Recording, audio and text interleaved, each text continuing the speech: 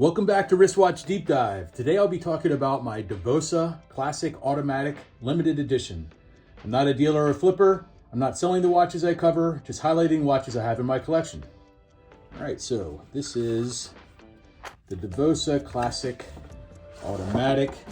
Reference number is 161.456.99BL.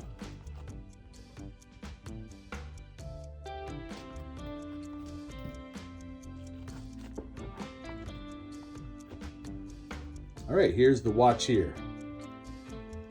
So this is a 40 millimeter stainless steel case, 11 millimeters thick. It's a Jubilee style stainless steel bracelet with fold over clasp.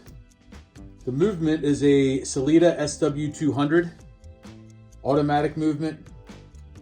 It's a 38-hour power reserve, scratch resistant sapphire crystal, push down crown with hacking seconds. And it does have a date complication at the 3 o'clock position.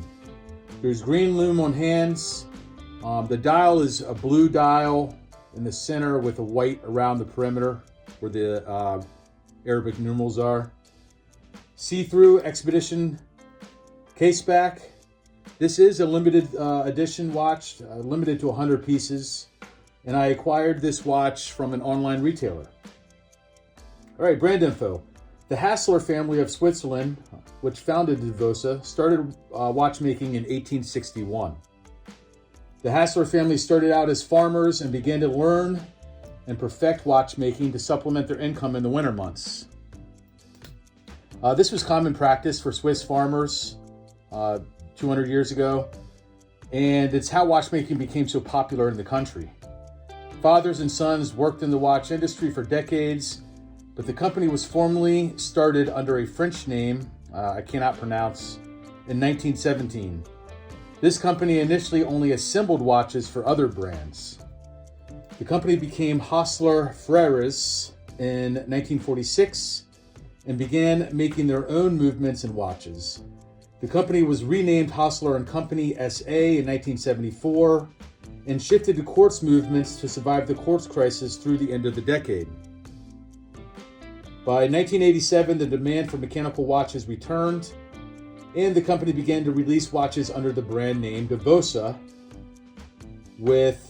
and they used Valjoux ETA movements.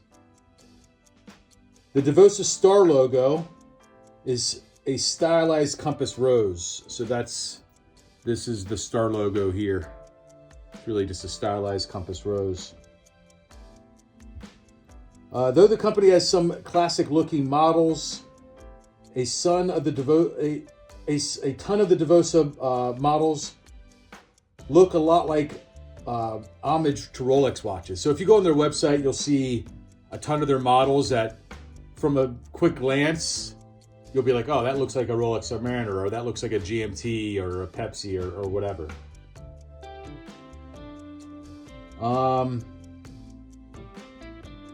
They have quite a few sport watch models as well, and some dress models. When you get into their dress models, they get into kind of a unique look. I mean, this Jubilee bracelet isn't really unique, but this dial style is not really an homage to anything I've seen before. All right, why I chose this watch. So I randomly found this brand and liked it. Like that they're an old company with some heritage there. I had an opportunity to get this watch for a great price. It looks different from all the others in my collection, so I went for it. That's really the only reason why.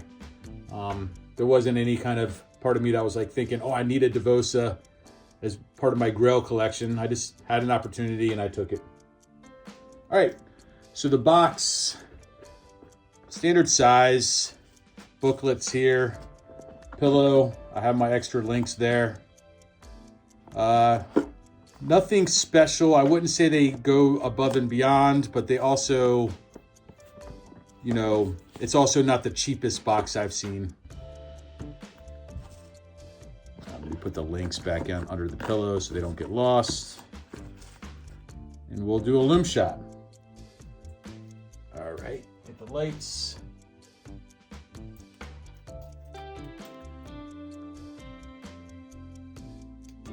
All right. So I would rate, I mean, there's ambient light in the basement here, just based on the outside lights coming in, but I would base this as below average. It's easy to see on camera. It looks that way from my vantage point, but it's only the hands. The green lume, it'd probably be better if it was blue because of the blue dial. The hands are easy to see, but nothing on the indices. They didn't really put any effort besides just lume in the hands. So yeah, I would say below average on the lume. They could do better. One thing I didn't point out that I do like is I like the contrast in the red second hand.